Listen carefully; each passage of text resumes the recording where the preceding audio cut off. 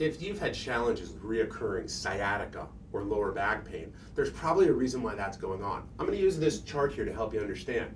I'm Dr. Greg Gersten with Align Wellness Center, and I focus on working with people to finding the cause of their health issues and developing a natural solution so that they don't wind up going back to them.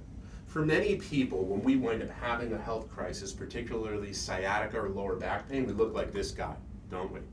In pain or dragging our legs, it's difficult to walk. And typically that's caused by the spine being out of alignment and there being pressure on the nerve.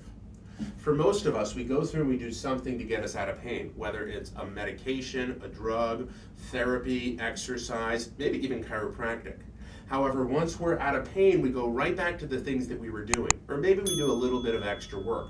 But we wind up leaving the spine still out of alignment and the nerves still irritated.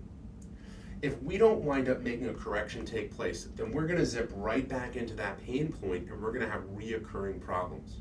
Now, I like to call this false starts. That's where we get started on the right path and then we get distracted by life or by other things, or we get told that we're better because we don't have pain, but the problem's still inside.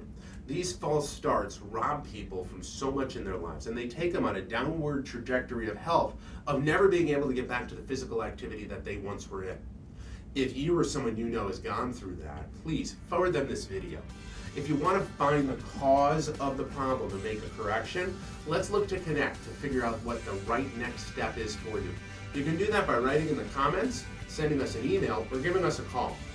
I look forward to helping you on developing your health.